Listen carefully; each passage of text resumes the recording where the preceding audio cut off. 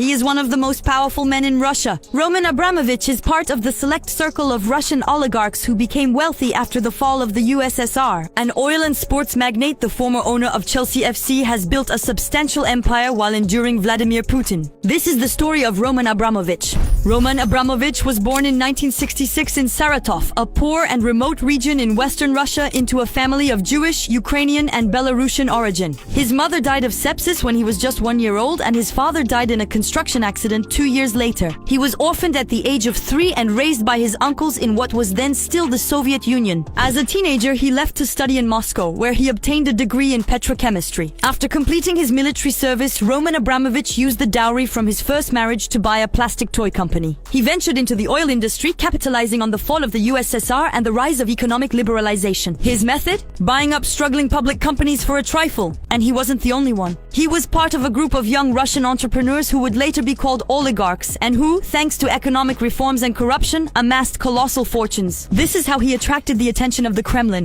In 1995, in exchange for financing the state budget, he acquired Sibneft at auction, a company created by then Russian President Boris Yeltsin. Destined to become an oil giant, he sold the company 10 years later for $13 billion, 50 times its initial price. Roman Abramovich then became the Kremlin's right-hand man. He moved there in 1996 at the request of President Yeltsin's family. He then managed to get into Vladimir Putin's good graces when he came to power in 2000, which was quite a feat considering that most of the other oligarchs of the time ended up in prison, in exile, or in a coffin. Abramovich understood that to survive Putin, one must submit to the Kremlin. 2 watchwords: obedience and discretion. For 25 years, the billionaire has never criticized the president or even given a single interview.